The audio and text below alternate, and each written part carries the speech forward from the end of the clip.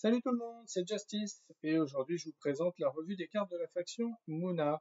Muna, ce sont les protecteurs de la nature avec une mécanique d'ancrage, différentes possibilités pour y parvenir avec une stratégie qui peut différer en fonction du héros que vous avez choisi et de ce que vous voulez faire de votre deck.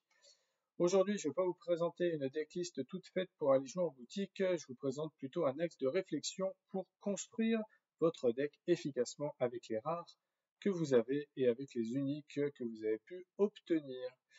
L'idée, c'est de faire donc une revue générale de toutes les cartes, pouvoir comparer les communes avec les rares, voir un petit peu ce qui peut synergiser, voir les combos qu'on peut amener entre les différentes cartes de la faction pour créer un deck le plus efficient possible et comprendre un petit peu tout ça. Si vous êtes intéressé du coup par d'autres factions, je vous invite à aller voir les autres vidéos que j'ai faites à ce sujet. Et s'il y a un héros en particulier qui vous intéresse et que vous voulez avoir plus de précision, je vais faire des vidéos un peu plus précises sur les cartes qui sont nécessaires à la stratégie, ou en tout cas aux stratégies de chaque héros. Et on commence tout de suite avec ce petit tableau qui nous résume les cartes communes de la faction sur la première ligne, les cartes rares sur une seconde ligne, et enfin, on les verra après, les cartes transfuges de la faction sur une troisième ligne. J'ai mis dans ce petit tableur Excel toutes les cartes personnages en ayant les cartes à faible coût au début, et du coup à droite on va retrouver les cartes avec un coup de mana un peu plus fort. Ensuite, on va avoir les sorts et enfin les quelques permanents du deck. On n'a pas énormément de sorts, on n'a pas énormément de permanents. On est surtout sur des personnages avec cette fameuse mécanique d'ancrage où on veut que nos personnages restent plusieurs tours. On aime donc pouvoir booster nos personnages puisque sur 2 tours, les boosts vont avoir beaucoup plus d'impact. Et on va aimer ancrer du coup un maximum de personnages pour avoir suffisamment de personnages lors d'un tour pour activer l'effet de certaines cartes qui demandent d'avoir soit un certain nombre de personnages boostés, soit un certain nombre de plantes sur le terrain pour activer leur effet.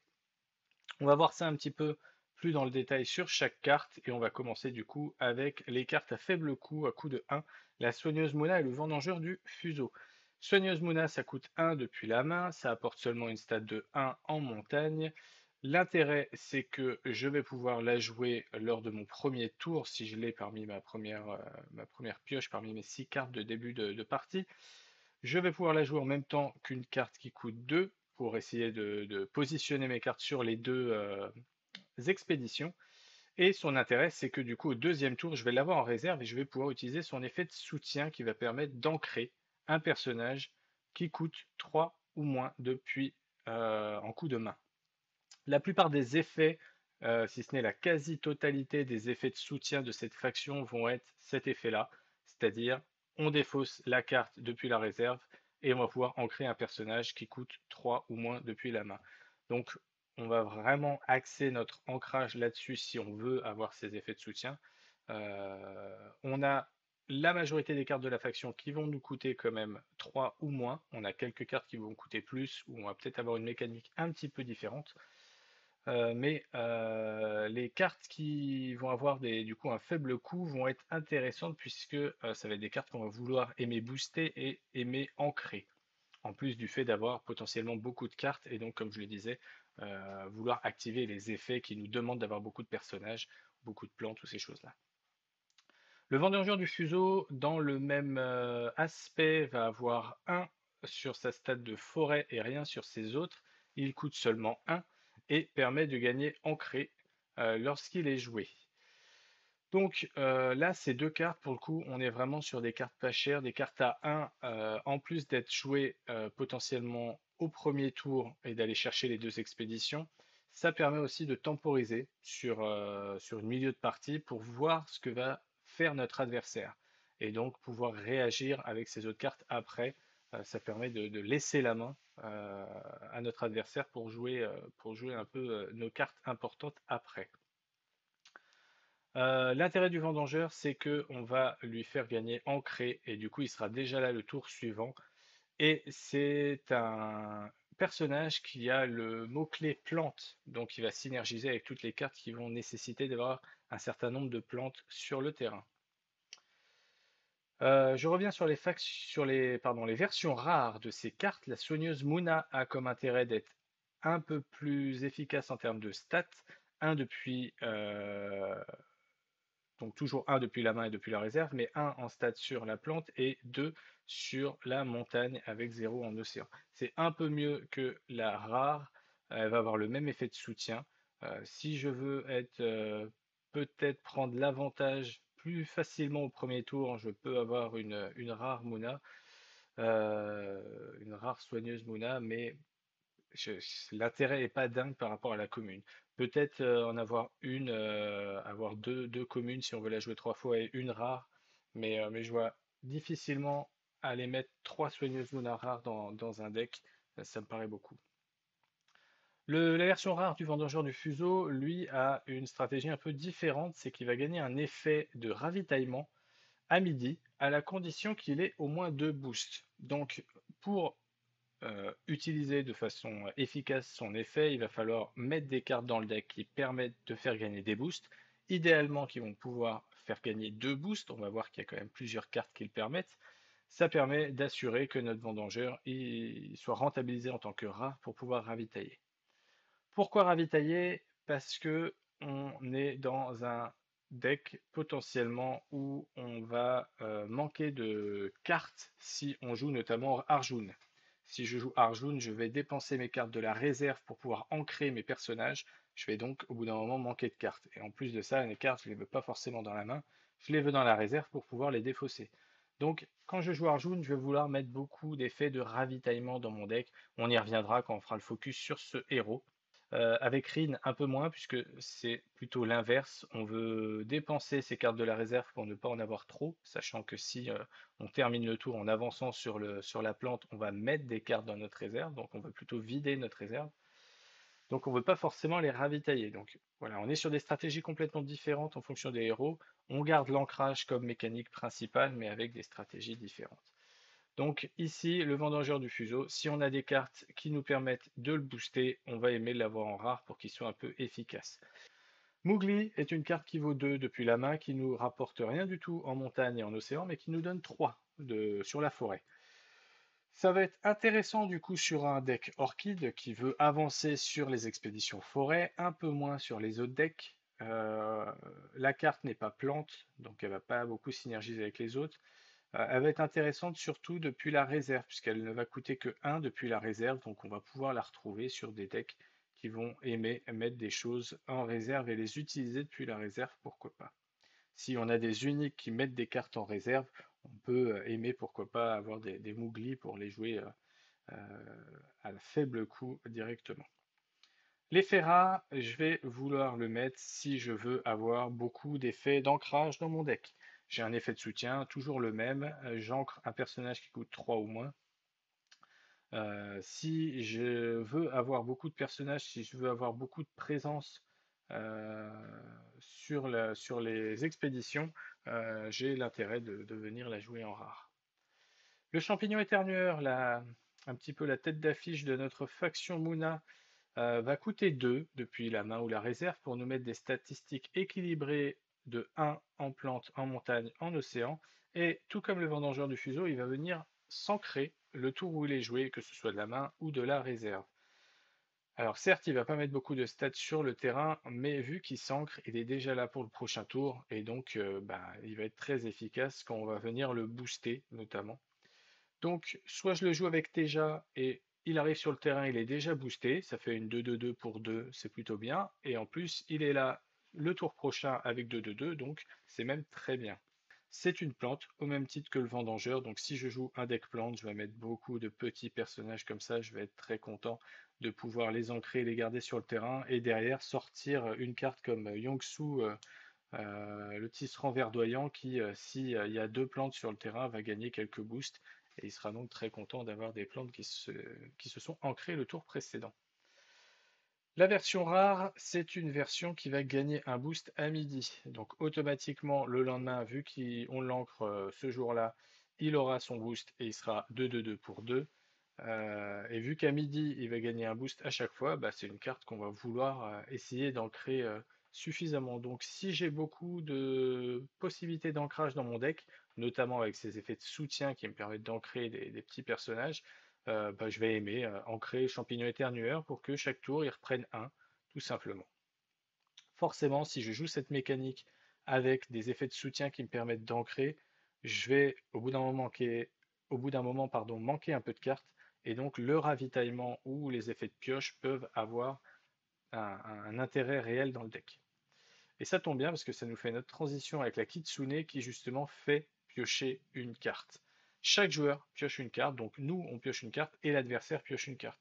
Alors si on joue beaucoup d'effets de soutien comme ça peut être intéressant d'aller piocher des cartes pour ne pas se retrouver à court. L'adversaire, malheureusement, on le fait piocher également. Donc si il a déjà des cartes et il n'est pas trop limité, ça va pas être trop gênant de lui donner des cartes en plus, ça va pas faire un gros malus pour nous. Par contre, si on est face à un deck qui est un peu comme nous, utilise beaucoup d'effets de soutien, ou s'il a un deck agressif qui va s'épuiser très vite parce qu'il va avoir des sorts fugaces ou des personnages qui vont gagner fugace, là j'ai tout intérêt à ne pas lui donner des cartes, parce que ça va vraiment un peu lui donner trop de solutions pour venir me contrer, et donc je vais pas avoir intérêt à aller jouer la Kitsune. Si je l'ai dans mon deck à ce moment-là, je vais plutôt la mettre en mana, pardon, le tour où je vais la piocher. Elle coûte 2 depuis la main, elle met des stats de 0, 3, 2. Elle vient compenser un peu le Mowgli, hein. Si on a des stats à 3, elle va pas venir mettre de la forêt, mais elle peut venir mettre un peu de montagne. Bon, pour autant, je vais pas forcément la jouer dans un Rin, puisque j'aime toujours avoir au moins une stat en forêt pour pouvoir réclamer l'effet qui va se déclencher de Rin et Orchid au crépuscule. Et je vais pouvoir mettre la version rare si, à la place de piocher, ça peut m'intéresser de venir ravitailler. On a dit Arjun, il aime bien ravitailler, donc ça peut être utile de venir ravitailler. L'intérêt, c'est que en face, c'est pareil, il va pas piocher, il va ravitailler, et là, on peut avoir un peu plus de contrôle. Autant une pioche, on lui fait piocher une carte, ça va toujours être intéressant pour l'adversaire. Autant le ravitaillement, si on l'a joué à un moment un petit peu bien pensé, où il a déjà deux cartes en réserve, et on sait qu'à la fin du tour, il y en a une du terrain qui va aller en réserve, lui donner un ravitaillement, ça va pas l'arranger, puisque de toute façon, il devra défausser ses cartes. Donc si on le joue au bon moment, nous, ça va nous servir un ravitaillement, et l'adversaire, ça va rien lui ajouter de plus, si ce n'est un choix supplémentaire pour ce qu'il va garder en réserve. Ensuite, on passe au personnage Kodama, qui est une plante également. Donc ça coûte que 2, c'est une plante, ça a plutôt des bonnes stats, même des très bonnes stats, même s'il gagne endormi quand il est joué de la main. Donc pour un deck où on veut pas mal de plantes sur le terrain, c'est bien. Surtout que vu qu'il gagne endormi, il sera là le tour suivant, donc ça veut dire que je vais commencer mon tour avec déjà une plante sur le terrain, au même titre que ancré. Ici, à l'inverse de ancré, où on va avoir les stats qui vont compter le tour où on va le jouer et le tour suivant, là ils vont pas compter le tour où on va le jouer, ils vont compter que le tour suivant, c'est pour ça qu'on a des stats qui sont quand même un peu meilleurs que son coût. Ça coûte 2, ça fait des stats de 3-3-3, donc c'est très intéressant. Si je veux avoir un peu des effets d'ancrage, je mets la rare, ça me fait la même chose, mais j'ai cet effet de soutien. Je ne vais pas le rejouer forcément depuis la réserve, ou en tout cas je me laisse la possibilité soit de le jouer pour un coup intéressant, il ne va pas gagner endormi, ça me fait une 3-3-3 pour 2 immédiatement, ou alors je viens ancrer quelqu'un d'autre. La rare est quand même très intéressante dans pas mal de decks. En plus de ça, on va voir, ça va être la dernière carte que je présenterai sur la faction Muna, c'est une transfuge, c'est le Festival Lyra qui nous donne une stratégie complètement différente à notre deck, où on ne va pas venir chercher à vaincre l'adversaire sur une course telle qu'on la connaît, c'est une autre possibilité de victoire, la seule autre connue à ce jour avec les cartes du corset numéro 1 du coup. C'est le fait de pouvoir gagner si j'ai trois personnages sur le terrain, un qui est ancré, un qui est endormi et un qui a fugace. Chez Lyra, on endort assez facilement, on peut récupérer fugace assez facilement, on a un peu de difficulté pour ancrer. Ici, on a de grosses facilités pour ancrer, notamment si on met beaucoup d'effets de soutien comme ça, avec ces effets d'ancrer des personnages de coups de 3 ou moins. Le fugace, c'est aussi simple qu'avec l'IRA. Par contre, c'est le côté endormi où on va avoir un peu moins de cartes. Et donc, ça va être un petit peu l'effet le plus compliqué à mettre en place. Même si on va voir, on a quand même pas mal de cartes qui permettent de le faire. Et donc, si on les joue en trois exemplaires, on peut avoir un deck quand même avec beaucoup de cartes qui vont pouvoir supporter notre festival Lyra. Et donc la première, c'est Kodama.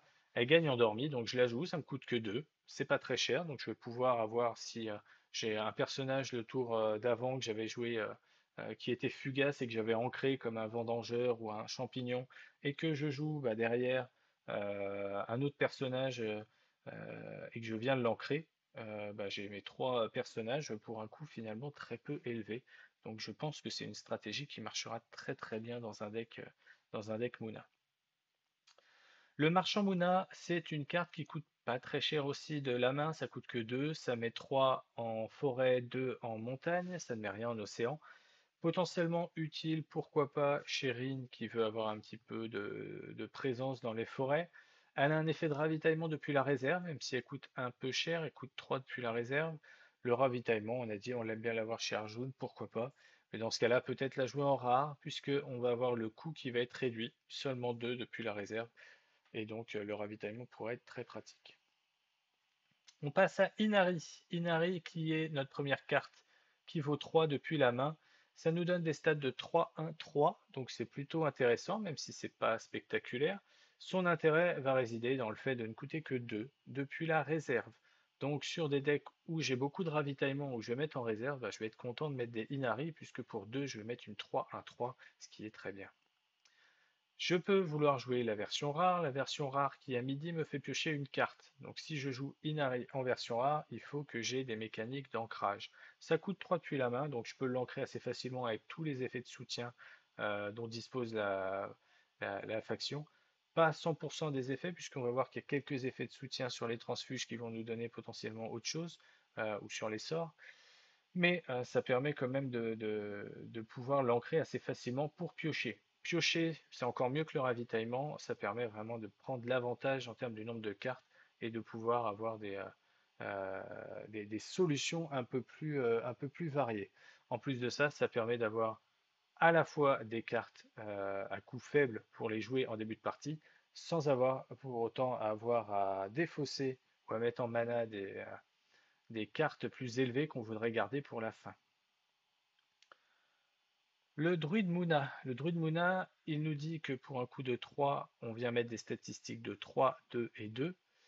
Et si je veux le jouer de la réserve, on a toujours ces stats pour un coup de seulement 2. C'est pas génial, même si ça reste cohérent, hein. On a, en termes d'équilibrage, on a autant finalement que l'Inari, même si on n'a pas une deuxième stat à 3. Mais de la réserve, on va plutôt l'utiliser pour venir ancrer, puisqu'il a ce fameux effet de soutien qui permet d'aller ancrer nos personnages faibles. Sa version rare va être avec des statistiques moins élevées, mais depuis la main, on va pouvoir donner 2 boosts à une plante, donc très efficace si j'oriente toute ma stratégie autour des personnages plantes. Si j'ai la majorité de mes personnages dans mon deck qui sont de type plante, du coup je vais pouvoir leur donner 2 boosts. Et sur la réserve, je vais pouvoir utiliser plutôt avec son effet de soutien pour venir ancrer une autre carte. Donc très pratique cette version rare. Si je joue un deck plante, je vais pouvoir le booster. Si j'ai joué une carte le même tour que j'ai ancré, le tour d'après, je vais pouvoir la réancrer avec mon druide qui sera en réserve du coup juste après. Petit aparté sur notre vendangeur du fuseau, on a dit qu'on avait besoin de lui mettre 2 boosts pour activer son effet de ravitaillement à midi. Et bien ici, avec cette carte, on lui donne les 2 boosts. Donc ça paraît, ça nous donne un combo qui est très efficace avec ce vendangeur. Et c'est pas la seule carte qui va nous donner 2 boosts directement. Ensuite, on passe à Yongsu. Yongsu, j'en ai parlé rapidement, c'est une carte qui, si on contrôle 2 plantes, va gagner 2 boosts. Donc dans un deck où j'ai beaucoup de petites plantes, où j'ai des plantes que j'ai ancrées le tour suivant, c'est assez facile d'avoir 2 plantes et donc de venir profiter de cet effet. Il faut savoir que de base, il coûte 3 depuis la main ou depuis la réserve et il vient nous donner des statistiques à 3, 3, 3, donc c'est déjà bien.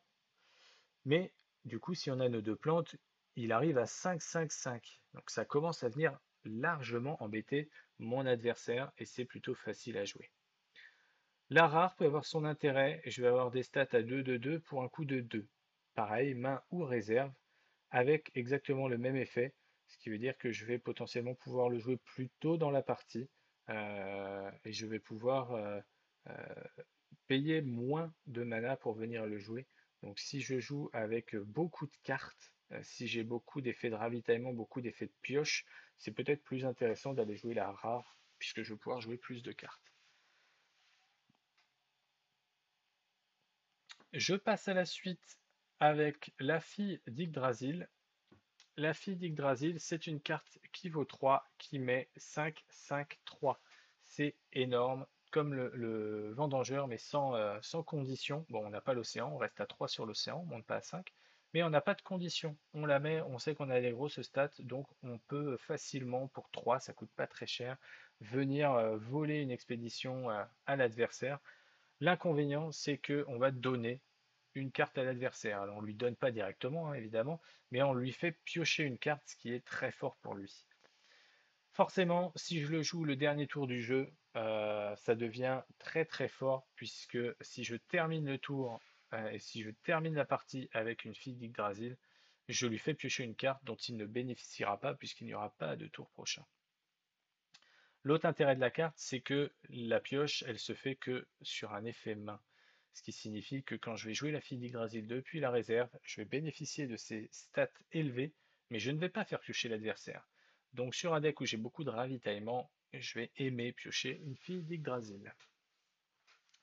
Si j'ai pas trop de ravitaillement et que potentiellement je veux aussi jouer cette carte aussi souvent de la main, je peux vouloir prendre la rare, puisque pour le coup, elle me fait piocher également en même temps que mon adversaire. Aloe Vera coûte 3 également depuis la main ou depuis la réserve, a des stats qui sont plutôt spécialisées sur l'océan. Ça permet d'équilibrer ce qu'on a vu précédemment. Et à midi, elle va pouvoir ravitailler. Donc encore une carte qui nous permet de récupérer un petit peu de potentiel. Très bonne avec un Arjun qui a besoin de ses cartes à défausser depuis la réserve. Et sur sa version rare, va nous permettre, si je paye un de plus, de l'ancrer. Et donc évidemment, pour bénéficier de son effet de ravitaillement à midi, il faut que la carte soit ancrée ou à minima endormie à la rigueur. Mais du coup, là, je la joue depuis la main ou depuis la réserve. Je peux l'ancrer, donc finalement, elle va me coûter 4 pour être ancrée. Et elle va me faire du coup la même chose, mais je m'assure de son effet de ravitaillement. Si j'ai suffisamment de possibilités d'ancrage, je vais potentiellement me suffire euh, de la commune. Si je n'en ai pas assez, la rare peut avoir tout son intérêt. L'autre utilité, c'est que c'est pas obligatoire. C'est-à-dire que c'est pas une carte qui coûte 4-4 pour être ancrée avec 2-4-4, ou 2-2-4, pardon. C'est une carte qui coûte 3, que je peux jouer comme ça, juste pour 3, si j'ai que 3 en main et que je vais peut-être pouvoir ancrer d'une autre façon. Et si je peux mettre les 4, je peux choisir de l'ancrer. Donc ça m'ouvre plus d'opportunités, plus de possibilités pour ce jeu. Ensuite, la dernière carte à 3 qu'on a sur la faction, c'est Dracaena, qui est une plante. Alors, je n'ai pas précisé, mais la fille d'Yggdrasil et l'aloe vera sont également des plantes, donc toutes ces cartes, on va aimer les avoir sur le terrain pour déclencher Yongsu ou potentiellement certaines uniques qui peuvent aimer avoir aussi deux plantes sur le terrain pour activer leurs effets. Dracaena, c'est une carte au même titre que le champignon éternueur qui va venir s'ancrer et mettre quelques boosts et à midi gagner des boosts supplémentaires. Donc Dracaena pour 3, je vais lui mettre 0, 2, 2 en stats sur son expédition, ce qui est pas mal. Ancré, donc une plante ancrée, un personnage ancré, et le tour suivant, elle va gagner un boost. Donc j'aurai un personnage boosté déjà présent, et on va voir qu'on a également des personnages qui ont besoin d'avoir des cartes qui sont boostées pour pouvoir activer leurs effets. La Dracana, dans sa version rare, va nous faire la même chose, mais elle va partir avec des stats plus faibles, 0, 1, 1, et va gagner à midi 2 boosts au lieu d'un. Donc ça veut dire que le premier tour, où je vais jouer, elle va être plus faible que la commune. Le deuxième tour, elle va être équivalente à la commune. Et par contre, si je l'ancre du coup une deuxième fois, donc pour le deuxième tour, ça veut dire que j'ai ancré le premier tour. Si je veux l'ancrer lors de son deuxième tour pour qu'il reste au troisième tour, là, elle va être beaucoup plus rentable que la commune, puisque avec ces deux boosts, elle va être beaucoup plus, elle va avoir des statistiques plus fortes que si elle était jouée en commune. Toutes ces cartes-là de niveau de coût 3 depuis la main, ce sont des cartes qui sont du coup ciblables par les effets de soutien. Les effets de soutien, du coup, j'ai dit, on ancre un personnage de coup de main 3 ou moins. Forcément, quand on va venir ancrer un personnage qui coûte 1 ou 2, c'est très intéressant s'il a été boosté. Mais là, on est sur des cartes qui, potentiellement, la fille d'Yggdrasil à 5-5-3, c'est une carte que je veux ancrer. Elle va vraiment embêter mon adversaire si elle est déjà là le tour prochain. La Parvati, c'est une carte qui va venir ancrer n'importe quel personnage. Donc là, moi, je vais lui trouver plutôt son intérêt si on n'a pas forcément beaucoup de petits personnages, mais plutôt si on va jouer des gros personnages. Si je joue une Vertéchine, si je joue une Aja, ça, avec la Parvati, je vais pouvoir l'ancrer, alors qu'avec mes effets de soutien, je ne vais pas pouvoir les ancrer. Donc, si j'ai mis de la ressource sur le terrain pour avoir autant de statistiques et que je viens les ancrer avec la Parvati, ça devient très intéressant. Sachant que je joue ma Parvati, j'ancre un personnage, je peux très bien choisir d'ancrer ma Parvati elle-même, qui a des statistiques suffisantes, hein, 3-0-3. Donc ça reste quand même quelque chose d'intéressant, même si c'est pas le plus rentable que je peux faire avec cette carte. Ça coûte 4 depuis la main, donc ça coûte quand même assez cher, mais il ne faut pas oublier qu'elle met des stats sur le terrain, en plus de venir ancrer potentiellement quelqu'un d'autre. Depuis la réserve, elle me coûte que 2, donc 3-0-3 pour 2, ça reste intéressant. Si j'ai un peu de ravitaillement dans mon deck, je suis content d'avoir cette Parvati, ça me coûte pas cher et ça met des stats. Euh, Sur sa version rare, elle va me coûter 3 depuis la réserve au lieu de 2, mais elle va pouvoir ancrer également depuis la réserve. Donc si je joue vraiment, comme je disais, une orientation du deck avec plutôt beaucoup de personnages, on va dire à 4, qui permettent pas de s'ancrer facilement, ou si j'ai pas mis beaucoup d'effets de soutien et que j'ai envie d'ancrer, la Parvati peut être très intéressante dans ce sens. Elle permet d'ancrer quelqu'un en plus de jouer la carte, contrairement à un effet de soutien où on va défausser et donc perdre une carte juste pour ancrer. Donc elle peut venir un petit peu compenser un manque de cartes qu'on pourrait avoir, là où les effets de soutien nécessitent d'avoir du ravitaillement et de la pioche pour pas tomber en manque de ressources. La Parvati, elle, va pas avoir ce défaut. Le Cernunnos est une carte qui a des très bonnes statistiques, 4-4-4 pour 4, ça coûte seulement 3 depuis la réserve, donc je vais aimer la jouer dans un deck qui ravitaille pas mal. Et sa version rare a seulement un coût de 3 depuis la main. Coût de 3 depuis la main, ça veut dire que je peux l'ancrer avec tous mes petits effets de soutien. Et ancrer une carte qui a 4-4-4, bah, c'est très très intéressant. La Vertéchine, c'est un personnage qui coûte 4, qui a des excellentes stats, 5, 5, 6, mais qui va avoir le malus, puisqu'on peut considérer ça vraiment comme un malus, défenseur. Défenseur, ça veut dire que je vais venir gêner mon adversaire, il va pas pouvoir, enfin, il va avoir du mal à venir m'embêter, puisque je vais lui mettre pour le coup que je vais dépenser, je vais lui mettre quand même beaucoup de statistiques sur l'expédition que je vise. Par contre, je ne pourrais en aucun cas venir profiter de ces statistiques pour avancer. Donc on vient vraiment juste bloquer l'adversaire. Idéalement, je le laisse jouer, hein. Je ne vais jamais jouer ma Vertéchine en première carte de mon tour. Je le laisse jouer et s'il m'a mis quelque chose qui est à 4 ou à 5 sur l'expédition, je vais jouer ma Vertichine pour le bloquer et l'obliger à aller jouer autre chose s'il veut avancer. Euh, il n'aura pas forcément envie en plus de jouer autre chose puisqu'il sait que je n'avance pas, donc il n'aura même pas intérêt, sauf s'il a suffisamment de ressources, à venir dépasser ma valeur puisqu'il ne pourra pas venir me bloquer, je me bloque tout seul avec défenseur. Donc l'idée c'est que la Vertéchine, elle peut perdre son défenseur si on contrôle au moins deux autres plantes. Et deux autres plantes, c'est assez facile à avoir. D'une, parce qu'on a pas mal de cartes personnages qui ont ce mot-clé plante. Et de deux, parce que je peux les ancrer. Et donc c'est facile d'en avoir une déjà en début de tour, avant même d'avoir commencé à dépenser ses ressources. Si elle perd défenseur et qu'elle a 5-5-6, c'est quand même très intéressant. La version rare, elle est un peu moins chère, elle met des stats un peu moins élevées, mais vu qu'elle passe à 3 en coup de main, ça veut dire qu'on peut l'ancrer. Et donc, gratuitement, en défaussant une petite carte de la réserve qui a un effet de soutien d'ancrage, si je viens ancrer une Vertéchine à 4, 4, 5, eh ben, c'est très intéressant. C'est une plante, donc si j'ai deux autres plantes, du coup, elle va perdre son défenseur, mais potentiellement, même si elle garde son défenseur, elle va pouvoir être utilisée juste par le fait qu'elle soit plante euh, par d'autres cartes qui ont besoin d'avoir des plantes pour être utilisées.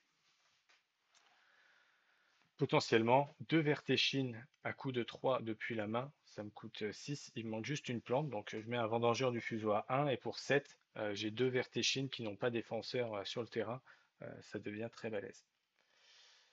Aja, Aja, c'est une carte qui va venir ramp. Alors, ramp, c'est que je mets du coup une carte depuis mon deck dans ma zone de mana. Je vais investir sur mes tours futurs. Je vais avoir plus de mana à dépenser que mon adversaire sur les tours suivants. Plus tôt je fais cet effet et plus je vais en profiter sur de nombreux tours. Et donc là, pour 4, je vais quand même mettre des statistiques très intéressantes, hein, 4, 5, 4, en plus de ça. L'inconvénient, c'est que moi, je vais pouvoir mettre la carte du dessus de mon deck dans ma zone de mana, mais mon adversaire va pouvoir faire autant. Et du coup, il va bien falloir réfléchir à si c'est intéressant ou pas, si ça peut avantager mon adversaire.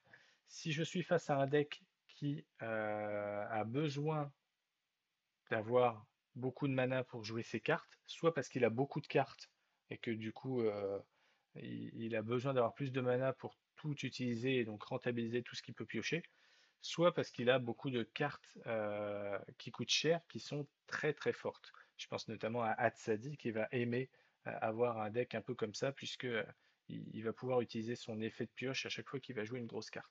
Pourquoi je voudrais mettre des cartes en mana? En quoi ça pourrait être vraiment très avantageux par rapport à mon adversaire? C'est comme je le disais, si j'ai finalement beaucoup de cartes à jouer et pas assez de mana pour les jouer, ici on va pouvoir en récupérer, et si je joue beaucoup de cartes plutôt chères, sur sa version rare, ça va me donner l'effet aussi depuis la réserve, donc si je veux vraiment orienter mon deck sur cette mécanique, je peux avoir l'intérêt de jouer la rare, et elle va me donner aussi une possibilité, c'est de pouvoir ancrer, qui est une possibilité qui est toujours utile dans une faction Muna. Et ensuite, on a le pignon pugnace qui, pour un coût de 5, donc plutôt très élevé, va me donner des statistiques de 3-3-3 sur le terrain, mais il va venir s'ancrer. Donc les 3-3-3 seront présents le tour prochain, ce qui est plutôt intéressant. Si je peux venir booster mon personnage, ça devient quelque chose d'assez assez conséquent, assez balèze, et je vais pouvoir intimider un petit peu l'adversaire en face et l'obliger à jouer finalement sur l'autre expédition.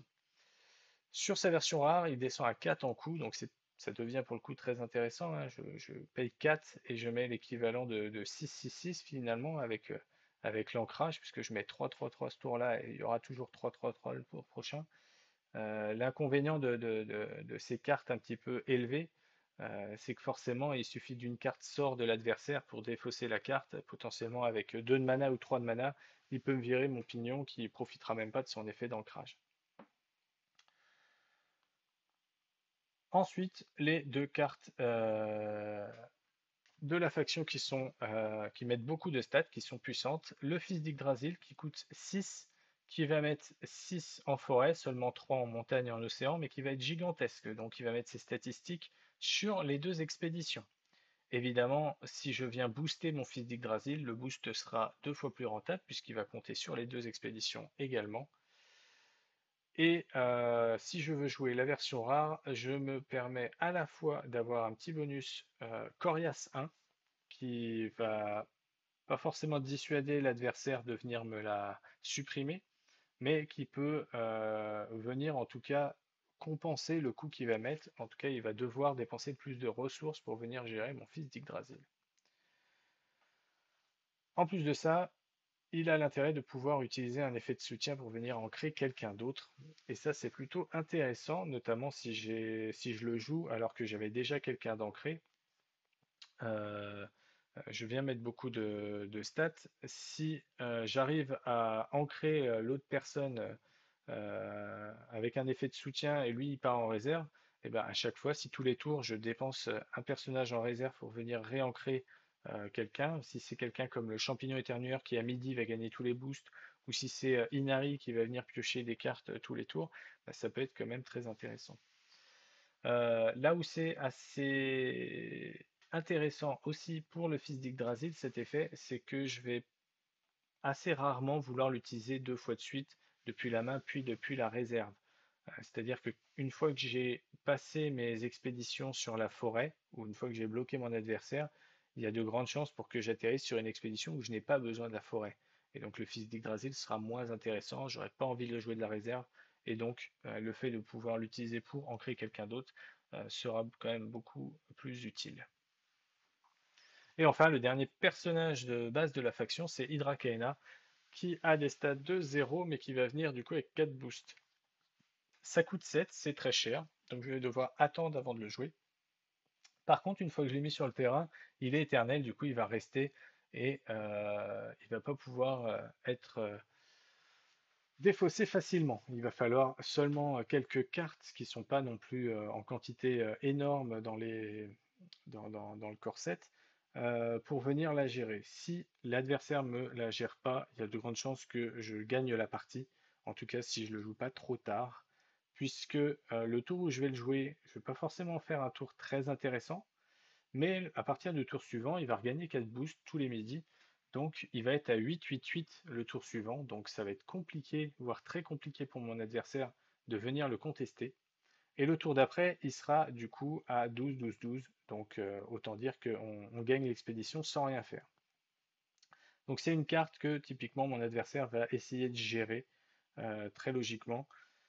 Donc il faut bien trouver le moment où le mettre, puisque si vous le mettez, que vous dépensez 7 et qu'en face, pour 2 ou 3, l'adversaire le gère, il va prendre finalement les deux expéditions et vous allez perdre l'avantage potentiel que vous aviez et peut-être même perdre la partie. Donc ça va être intéressant si vous êtes un peu en avance en termes d'expédition.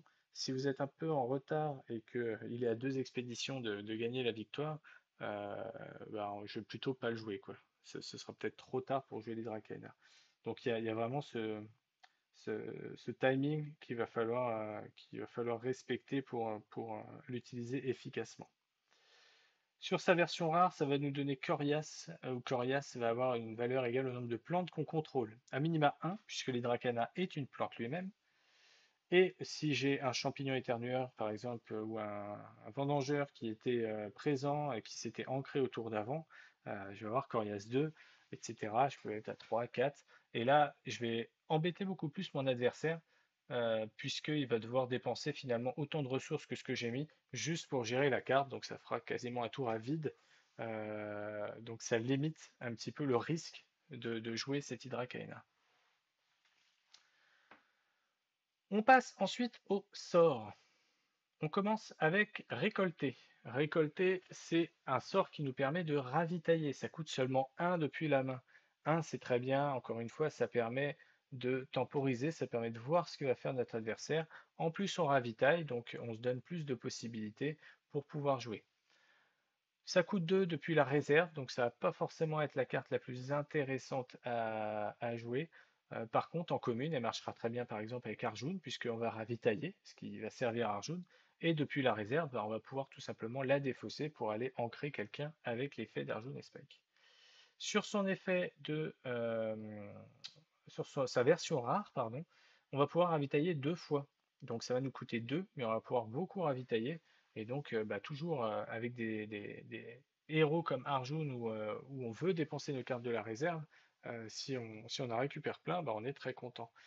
Ça, je vais pouvoir le jouer si j'ai beaucoup de personnages ou de sorts qui vont coûter peu cher. Si je ravitaille des personnages qui sont avec des coûts très élevés, ils vont un peu m'embêter dans ma réserve. Alors que si c'est des personnages à faible coût, je vais pouvoir tous les jouer sans trop de difficultés. Et si j'ai beaucoup de personnages avec des effets de soutien, c'est d'autant plus important et beaucoup plus intéressant puisque je vais pouvoir les défausser gratuitement pour venir ancrer ce que j'aurai déjà sur le terrain. Donc l'effet de récolte Le ravitaillement deux fois avec, si je ravitaille des effets de soutien, c'est très intéressant. Le sommeil réparateur, une des meilleures cartes de cette faction pour son potentiel si je la joue lors du dernier tour de jeu. Ça ne coûte que 1, donc ça peut être la dernière carte, le dernier mana que j'ai en main que je vais dépenser, et ça endort un personnage. Donc si j'endors un personnage adverse, il compte pas sur l'expédition et donc je peux venir voler l'expédition à mon adversaire. Si je fais ça sur un dernier tour, bah c'est très fort puisque je prends l'expédition, j'endors du coup le personnage adverse. Il sera là le tour suivant, mais le tour suivant, on ne le fera pas puisque j'aurais gagné avant. Ça coûte 3 depuis la réserve, donc je vais rarement la jouer depuis la réserve. C'est généralement pas intéressant du tout. Donc je vais plutôt vouloir la défausser de la réserve si je l'ai, ou tout simplement la perdre. Elle a vraiment son intérêt quand je la joue de la main. Sur sa version rare, je vais pouvoir, en plus d'endormir un personnage, lui faire gagner 2 boosts. Donc je vais avoir tout intérêt à la jouer si j'estime que je vais aussi souvent endormir un personnage adverse qu'un personnage à moi. Dans le sens où si je perds une expédition et que je sais que je ne vais pas la gagner, bah, il suffit que j'endorme mon personnage, mais il sera là le tour suivant et il aura du coup ces 2 boosts. Alors je peux le faire aussi avec la version commune, hein. Je peux choisir de conserver un personnage en lui mettant endormi, mais l'intérêt de la rare, c'est que voilà, on peut lui faire gagner 2 boosts. Donc encore une fois, si j'estime que j'ai finalement aussi souvent des personnages à moi à faire endormir, j'ai tout intérêt à faire gagner 2 boosts et à prendre la rare.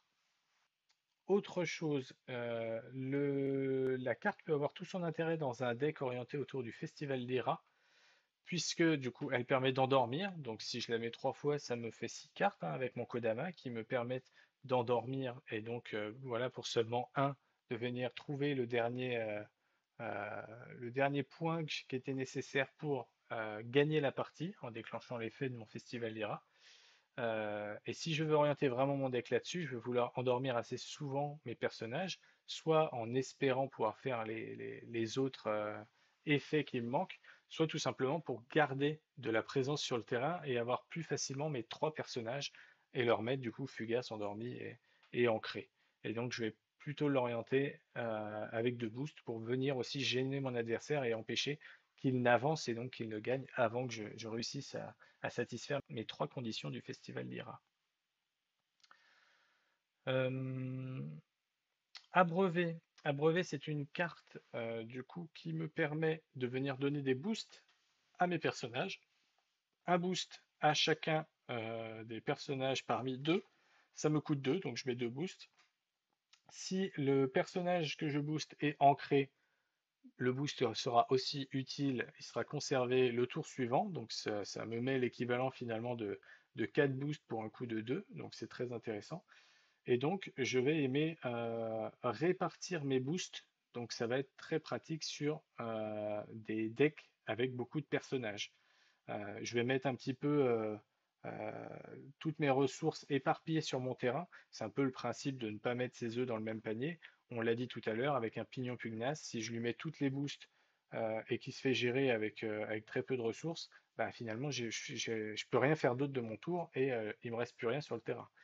Si j'ai mis du champignon éternueur, si j'ai mis du vendangeur du fuseau et que je viens les abreuver, euh, finalement j'aurais mis assez peu de ressources et venir supprimer mes cartes sera quand même plus cher finalement pour mon adversaire par rapport aux ressources qu'il supprime.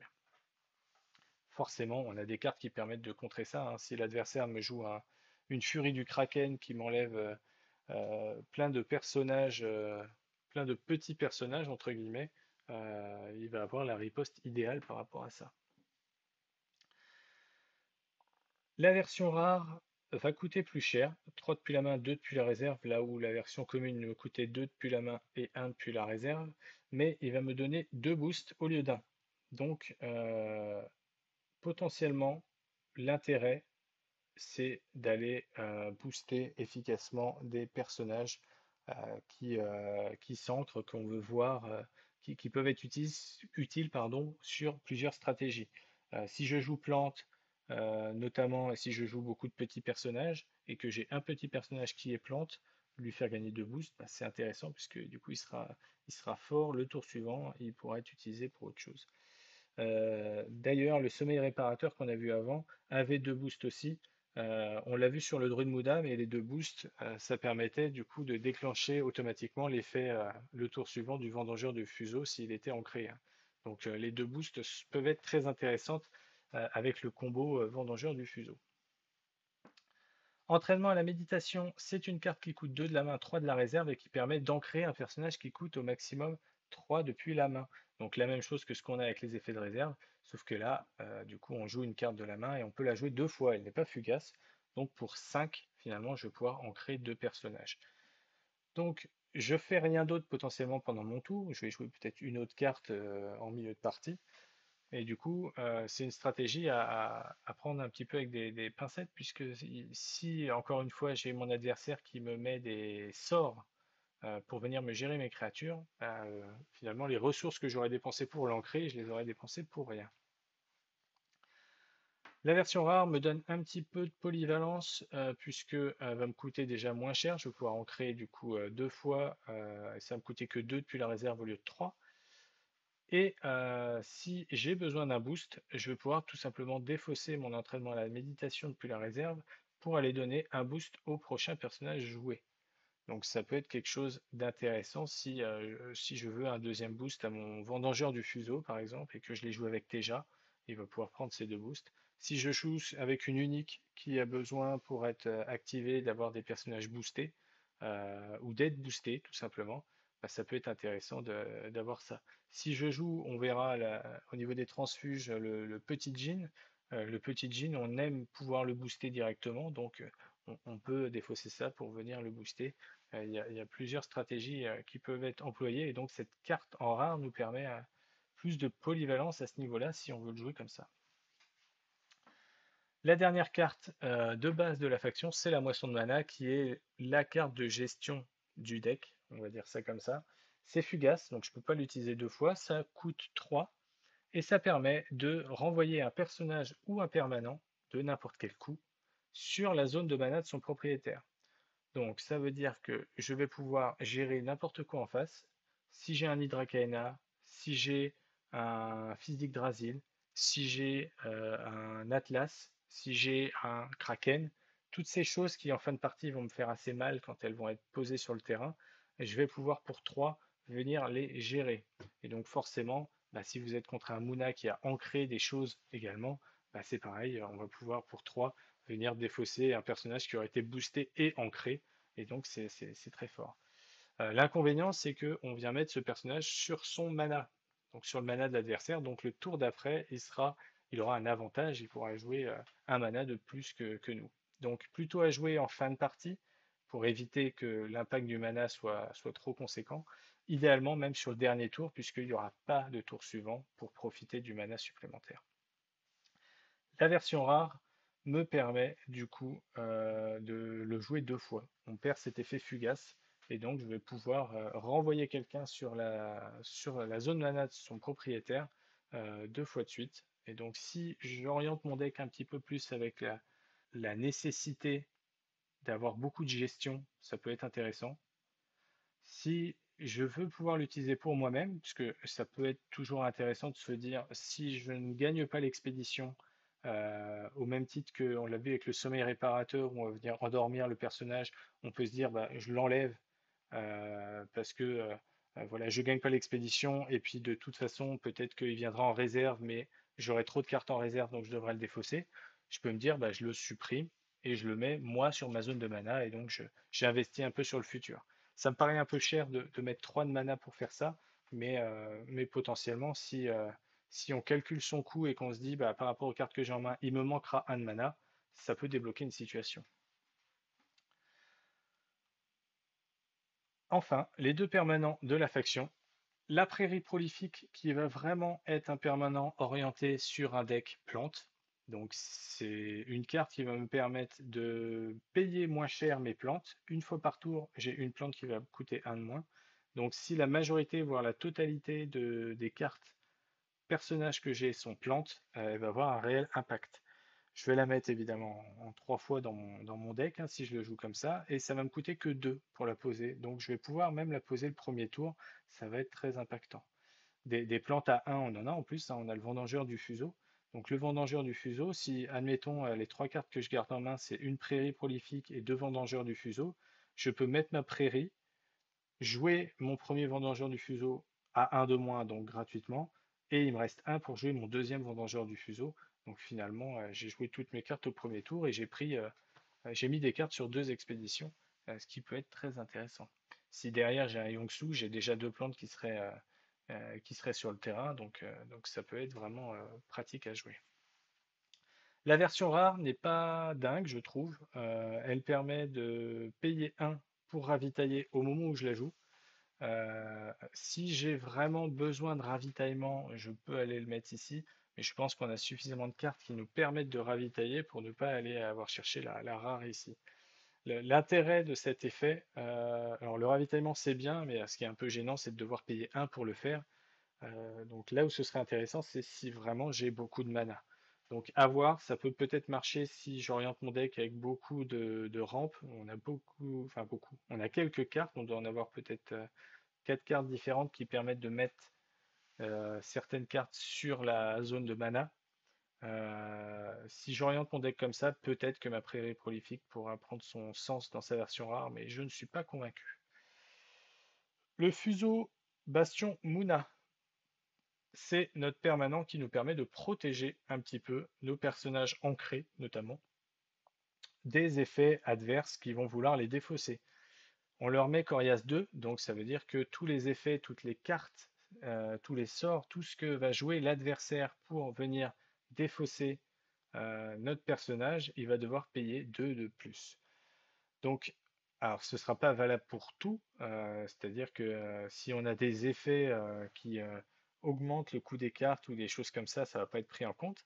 Mais par contre, tous les sorts et capacités qui vont cibler, et c'est vraiment le terme est vraiment important ici, si l'adversaire vient me cibler avec un sort ou un effet pour venir me défausser ou m'embêter un petit peu mes personnages, il va devoir payer 2 de plus. Donc ça me permet à minima d'être dissuasif, puisque l'adversaire va peut-être pas vouloir dépenser plus pour me virer un personnage que moi ce que j'ai mis pour le mettre en jeu. Ou en tout cas ça permet de réduire ce qu'on prend dans la tête par l'adversaire, puisqu'il va devoir dépenser plus de ressources. Ensuite je vais passer au transfuge. Transfuge, on en a un certain nombre et on sort de la mécanique un petit peu générale d'ancrage, mais on va venir soutenir un petit peu nos stratégies, soit en les variant, soit en venant les consolider tout simplement. Isunboshi, c'est une carte qui coûte 1, donc voilà, c'est intéressant si on veut beaucoup de personnages, ça nous rajoute une carte pas chère pour pouvoir temporiser un peu et voir ce que va faire l'adversaire. Et pour un coût de 2, donc il va pouvoir être joué. Il met un peu de stats, il met seulement sur l'océan, mais ça peut être assez situationnel si on veut avoir des stats sur l'océan. Mais il permet de donner un boost à un personnage. Donc ce qui peut être intéressant si on a des personnages qui demandent d'avoir des personnages boostés. Et de toute façon, c'est toujours intéressant d'aller booster un personnage qui est ancré. Il a un effet de soutien qui permet aussi, plutôt que d'aller jouer 2 pour mettre 2 sur le terrain en plus de l'effet, de juste gratuitement aller donner un boost au prochain personnage qu'on va jouer. Donc son effet de soutien pourrait être très intéressant dans ce sens. Ensuite, on a l'élémentaire de Kélon. L'élémentaire de Kélon qui a des stats qui sont plutôt bonnes, 1-3-3 pour un coût de 2, et qui permet depuis la main, quand il est joué, de choisir, d'avoir la possibilité de mettre une carte de sa main en réserve. Si je joue avec Arjun, je veux avoir des cartes en réserve pour pouvoir ancrer. Si je joue des cartes avec des effets de soutien, je veux les mettre potentiellement en réserve pour pouvoir ancrer une carte qui était très bonne et que j'aimerais bien voir garder encore pour un tour de plus.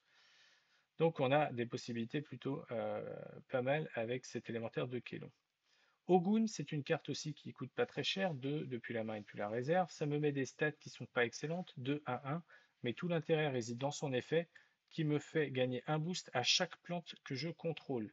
Donc si je suis sur un deck plante, et notamment un deck plante avec des personnages qui coûtent peu cher, que j'ai ancrées, je vais commencer mon tour avec déjà des plantes sur le terrain, je peux facilement aller jouer au Goon alors que j'ai deux, voire trois plantes, même peut-être plus, sur le terrain. Et donc, bah, si j'ai trois plantes sur le terrain et que je joue au Goon, je viens donner trois boosts, et là, ça devient quand même très intéressant. Coppelia, c'est une carte qui coûte 2, qui va me mettre 3 de statistiques en montagne et en forêt.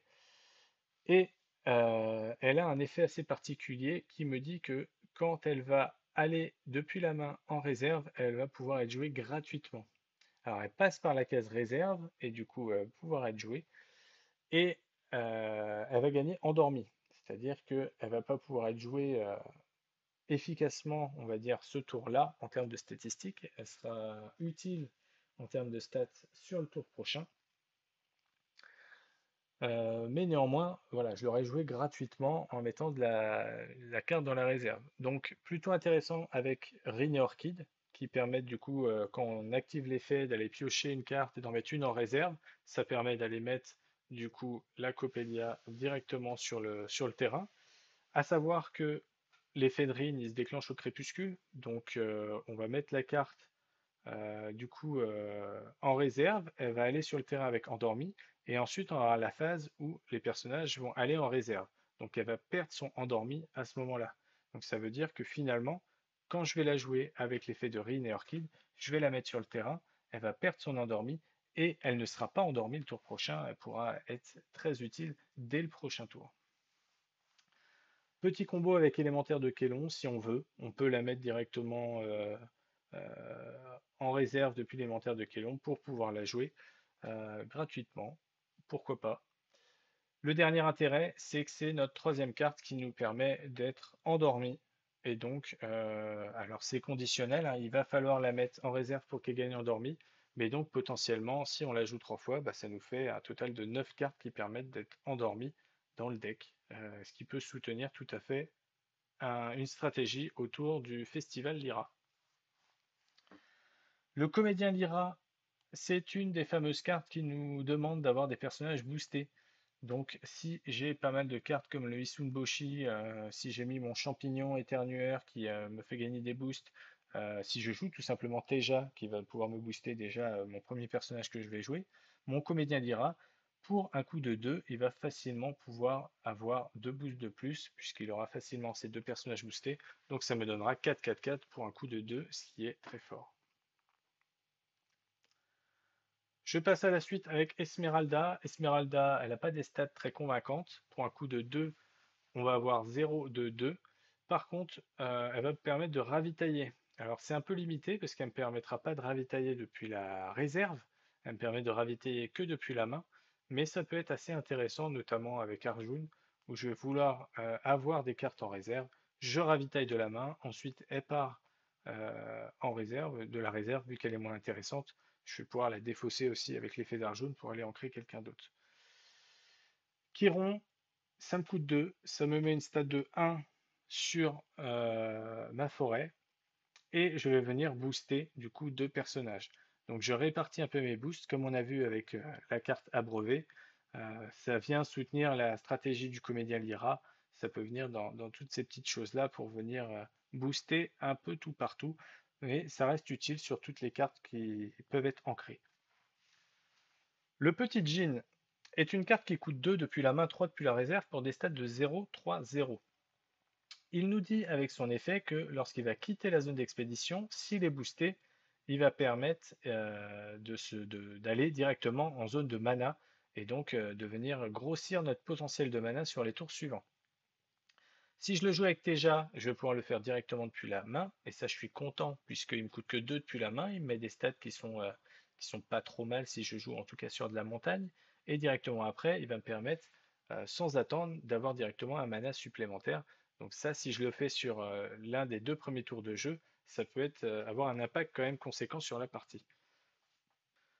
Je peux attendre pour le jouer pour 2 depuis la main, mettre ses stats de 0-3-0 et le rejouer depuis la réserve pour qu'il soit boosté, puisque c'est son effet de réserve, il gagne un boost quand il est joué de la réserve. C'est assez intéressant dans le sens où quand il est boosté, du coup il prend 1-4-1. 1-4-1, c'est plutôt bien, puisque ça va venir contrer des recrues hors 10 de Sigismar ou d'autres petites cartes comme ça qui mettraient juste du 0-1-0 ou des statistiques comme ça. La danseuse d'étoffe Lyra est un peu chère, je pense, pour son coût en rare. 3 depuis la main pour mettre 0-3-2. Son intérêt va être vraiment de faire gagner Fugace à quelqu'un. Fugace, c'est pas mal. Ça permet de ne pas laisser venir en réserve un personnage qui nous embêterait chez l'adversaire, notamment s'il a une unique qui a un effet qui est plutôt convaincant depuis la réserve. Bah, il suffit que je lui mette Fugace et puis bah, bye bye l'unique, elle ne sera pas réutilisée le tour d'après. Donc ça peut avoir son intérêt dans ce sens-là. Ça peut être intéressant dans le deck orienté autour du Festival Lyra pour aller mettre du Fugace, même si ça va pas être la carte la plus impactante de ce deck. Depuis la réserve, ça reste une carte pas trop mauvaise puisqu'on est à 0-3-2 pour un coût seulement de 2. Le Quetzalcoatl, il est très intéressant pour Muna parce qu'il a des bonnes stats et qu'il coûte 3. Il coûte 3, ça veut dire que je vais pouvoir l'ancrer. Donc, ancrer un personnage qui a 3-3-3 déjà de base, c'est bien. Mais en plus de ça, il a un effet qui a tout intérêt à se voir être ancré. Son effet, c'est que si l'adversaire il pioche ou il ravitaille, il va venir créer un jeton 1-1-1. Donc de base, ça va inciter notre adversaire à ne pas piocher ou à ne pas ravitailler. Donc ça va peut-être l'embêter dans ses plans, ou en tout cas s'il le fait, ça va venir booster un petit peu nos expéditions en rajoutant des jetons soldats. Mais tout l'intérêt, ça va être de venir ancrer cette carte, puisque automatiquement le tour suivant, au matin, l'adversaire il va piocher une carte, et donc il va déclencher l'effet de mon Quetzalcoatl. Si en plus de ça, je joue contre une faction qui a mis un permanent qui ravitaille, par exemple, puisque on sait qu'il y a quand même quelques permanents qui permettent de le faire, et ben, il va en plus, du coup, venir créer un deuxième jeton soldat qui peut avoir vraiment un impact conséquent. Donc là où on a pas mal d'effets de soutien chez Muna qui permettent de venir ancrer des personnages à 3, le Quetzalcoatl peut être très intéressant en ce sens sur une stratégie un peu différente de ce qu'on avait chez Ordis où on est plus sur de l'endormi que de l'ancrage. Ensuite, on a le Kakoba. Le Kakoba qui nous vient aussi de chez Ordis et qui lui veut avoir du coup 3 autres personnages. Donc le fait d'avoir des personnages pas chers, le fait de pouvoir les ancrer, tout ça, ça facilite le fait de commencer son tour avec peu de ressources à mettre pour obtenir nos 3 personnages et de venir du coup avec notre quatrième, le Kakoba, pour y mettre des boosts. Il va tourner un petit peu dans la même stratégie que notre tisserand verdoyant, Yongsu. Yongsu va vouloir avoir des plantes. Ici, Kakoba, c'est juste 3 autres personnages. On se fiche que ce soit des plantes ou autres, mais on pourrait très bien voir les deux dans le deck. Alors forcément, les deux ne sont pas des plantes, donc il faut trouver l'équilibre, hein. Si je mets ces cartes, je ne vais pas avoir énormément de plantes à côté. C'est valable depuis la main, c'est valable depuis la réserve, et du coup, au même titre que Liangsu, il va arriver pour 3 à avoir 5-5-5, ce qui est très très très intéressant. La gardienne Ordis, pour un coup de 3, me met 1-3-1 et va donner 2 boosts à un personnage sur mon autre expédition. Donc ça veut dire que si j'ai joué une carte sur une expédition, admettons un petit vendangeur du fuseau sur une expédition, l'adversaire peut-être va vouloir jouer sur l'autre expédition où il n'y a personne.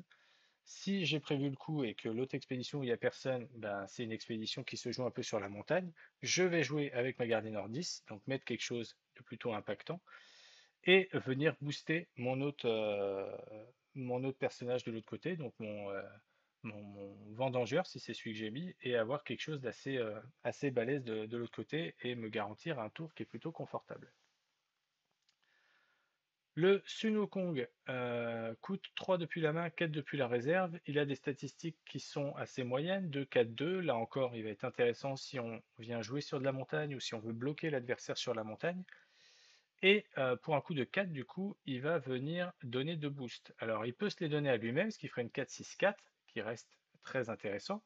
Surtout que c'est un personnage qu'on peut ancrer, puisqu'il vaut que 3 depuis la main. Mais en plus de ça, il peut aller cibler un autre personnage pour lui donner 2 boosts. Donc les 2 boosts qu'on donne du coup par la gardienne Ordis ou les 2 boosts qu'on donne par le Sun Wukong on peut les donner au vendangeur du fuseau dans sa version rare, qui a besoin des 2 boosts pour venir ravitailler. Donc ça peut être très intéressant dans ce sens. Et d'une façon générale, on essaiera toujours de donner des boosts à quelqu'un qui est ancré, de façon à ce qu'il puisse en profiter le tour d'après. Le brouilleur Axiom est une carte qui coûte cher pour des stats qui ne sont pas excellents. 4 depuis la main, 3 depuis la réserve. Il met que 2 4-2 sur le terrain.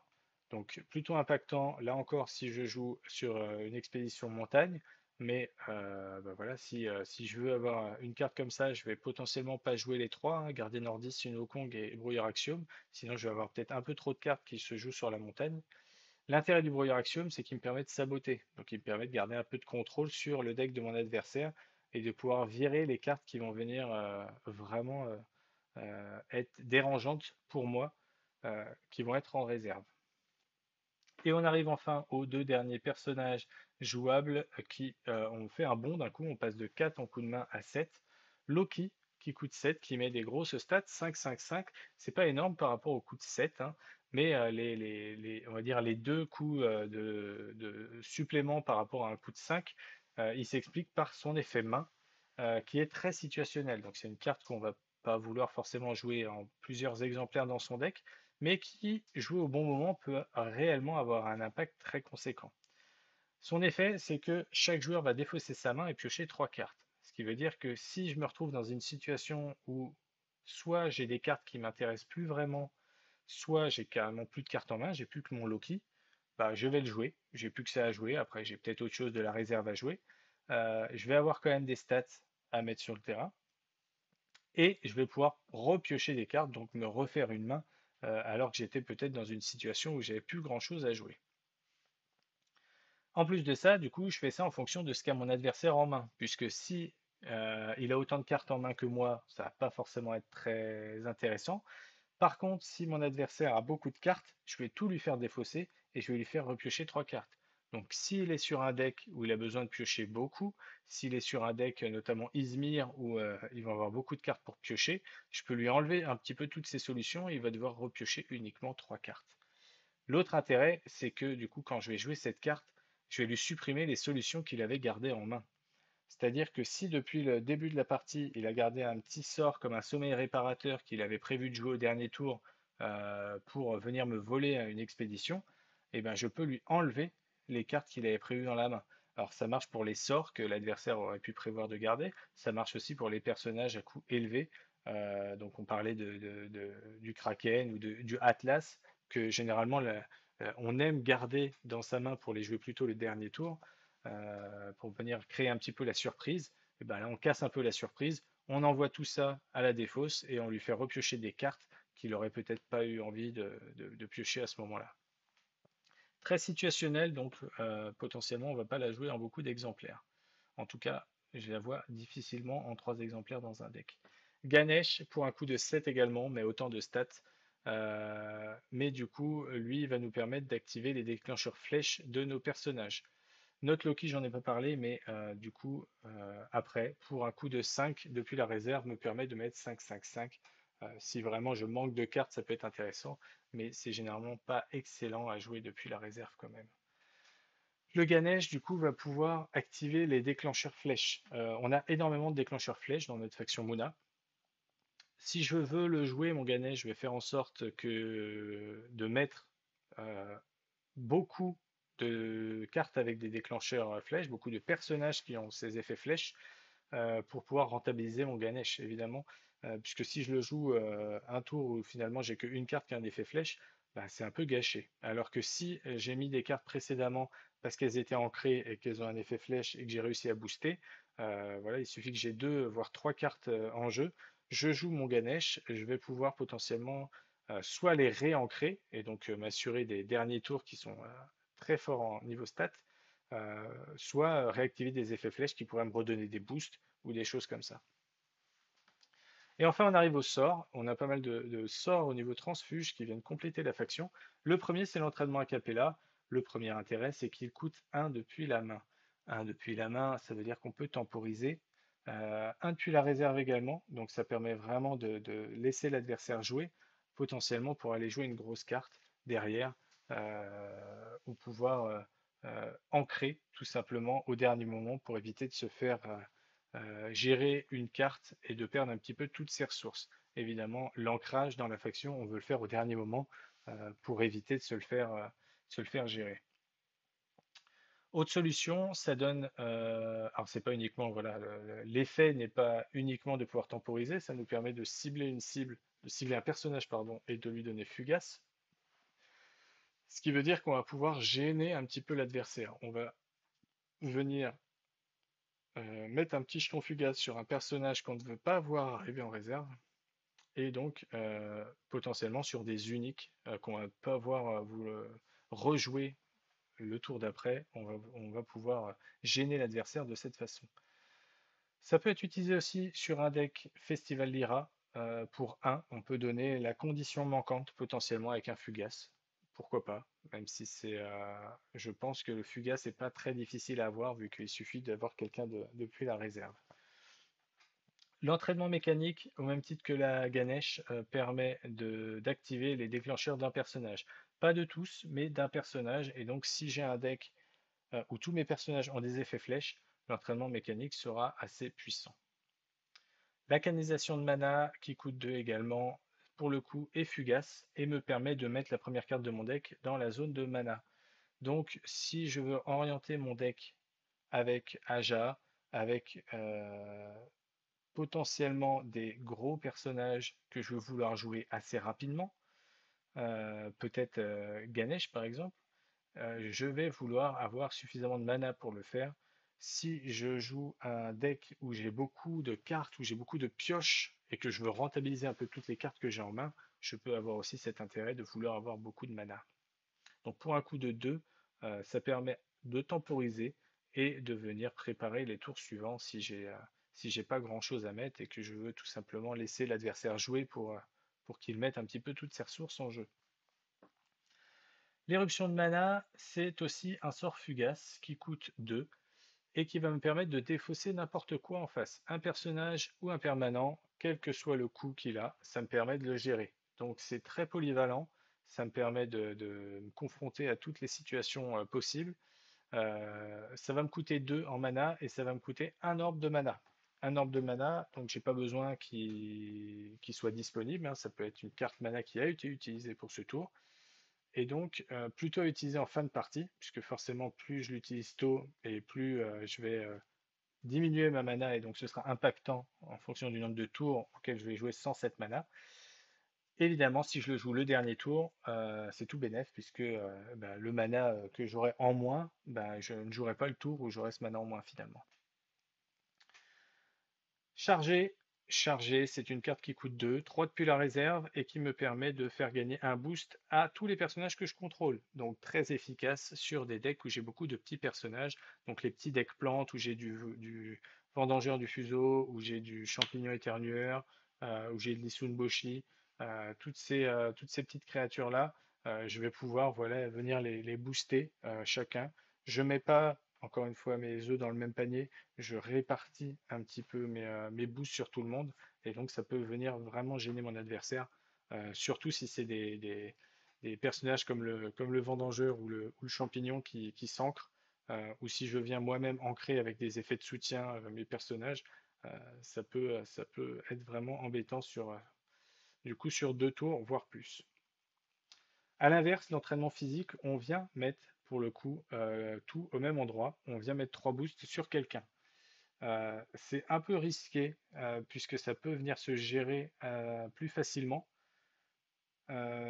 J'ai envie de dire que ça peut être très utile dans certains cas. Si je veux mon Vendangeur du Fuseau rare avec ses 2 boosts, je peux venir lui donner 3 boosts.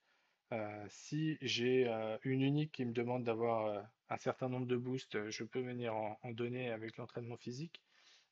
Si j'ai un pignon pugnace qui va s'ancrer, qui est peut-être un peu plus difficile à gérer que les cartes qui coûtent 3 ou moins, je vais pouvoir venir le booster de cette façon. Il y a plusieurs façons de l'utiliser. Les boosts, c'est très bien sur les cartes ancrées. Maintenant, à choisir, je pense que le chargé est peut-être mieux, puisqu'on est plus sur des cartes à faible coût, et donc vu que c'est des cartes qui s'ancrent, on a plus facilement beaucoup de personnages que peu de personnages. Le cocon d'étoffe est une carte qui coûte 3, qui a fugace, mais qui permet lui aussi d'avoir une certaine gestion, de pouvoir réagir en fonction de ce que fait notre adversaire. Ça me permet de défausser soit un permanent, soit un personnage, à la condition que ce personnage soit fugace, ancré ou endormi. Donc je ne peux pas tout virer, ça peut être situationnel. Je ne peux pas virer quelqu'un qui vient d'être joué de la main, sauf s'il gagne fugace évidemment. Mais par contre, tout ce qui va être joué de la réserve aura logiquement fugace et je vais pouvoir les virer, sauf s'ils ont perdu leur jeton entre-temps. Si l'adversaire joue des personnages qu'il a ancrés, je peux aussi lui dire, bah non, finalement, hop, ça va repartir en défausse aussi. Et bah, si je joue contre un Warou et Mac qui va vouloir endormir tous ces personnages, je vais pouvoir aussi les virer assez rapidement et enlever le cancer que peuvent être ces cartes contre toute faction adverse. Et le fait de pouvoir aussi défausser n'importe quel permanent, ça en fait une carte qui est quand même très polyvalente. En plus de ça, il suffit de donner fugace à un adversaire pour pouvoir derrière le défausser. Donc ça peut se comboter assez bien avec la danseuse d'étoffe, hein, pourquoi pas. D'ailleurs, je pense que l'illustration va logiquement avec, hein. Et tout simplement avec le sort a cappella, hein, donc avec 1, je peux rendre fugace l'adversaire, et pour 3, je vais venir le défausser. Donc au final, il m'aura fallu 2 cartes et 4 mana pour venir défausser n'importe qui sans perdre quoi que ce soit, contrairement aux autres sorts qu'on a vus qui nous font perdre par exemple un orbe de mana ou des choses comme ça. La prison de peinture, plus délicate à jouer, euh, elle va se jouer en utilisant son effet, hein, défausser une carte de la réserve pour réduire le coût de 2. Sinon pour 5, ça paraît quand même cher à jouer pour aller défausser quelqu'un, sachant que c'est pas une défausse pure et dure, c'est un renvoi au-dessus du deck. Ça veut dire que l'adversaire va repiocher la carte et pourra la rejouer le tour suivant. Donc ici, ça peut être intéressant si on joue du Rin et Orchid, si on veut pas grand-chose dans notre réserve, parce qu'on va virer une carte de la réserve, et pour 3, on va renvoyer quelqu'un au-dessus du deck. Donc si on renvoie quelqu'un qui était puissant, jouer de la réserve, ou si on renvoie un permanent qui sera pas impactant à la fin du jeu, ça peut être intéressant. Le monolithe, le bastion Ordis qui vient nous donner des boosts à tous nos petits personnages. Donc ça marche pas avec les jetons, mais chez Moona, on s'en fiche un peu parce qu'on joue pas énormément de jetons. Donc à la rigueur, si je joue mon Quetzalcoatl, je vais peut-être pas mettre le bastion Ordis. Ça va pas forcément être en bonne synergie, mais bon, à la rigueur, pourquoi pas avec le reste du deck. Mais d'une façon générale, si j'ai beaucoup de personnages dans mon deck, forcément, s'ils gagnent tous un boost, ça va être très intéressant. Donc il peut rentrer dans tous les decks où je mets beaucoup de personnages à 1 et 2 en coup de mana depuis la main et la réserve. Je rappelle que le boost est toujours intéressant puisque ces cartes qui coûtent peu cher peuvent s'ancrer relativement facilement, voire eux-mêmes. Et donc le boost, s'il reste 2 tours pendant lesquels c'est ancré, c'est quand même assez puissant. Le recycleur Axiom, il coûte un peu cher, il coûte 4 et il permet de ravitailler tous les tours. Donc si on veut le jouer, il faut le jouer assez tôt. Euh, on n'a pas forcément envie d'en avoir 2 en plus en tant que permanent. On a peut-être d'autres permanents à jouer qui sont plus intéressants. Mais le ravitaillement peut être utile dans certains decks où on va manquer de cartes. Et il peut être utile chez Arjun où on va vouloir voilà, avoir nos cartes dans la réserve pour activer notre effet de Arjun. Et ça peut être également très intéressant si on a beaucoup d'effets de soutien qu'on veut utiliser, où on veut envoyer toutes ces cartes en ravitaillement, déjà pour compenser la perte de nos défausses et pour pouvoir ravitailler ces cartes et pouvoir les utiliser.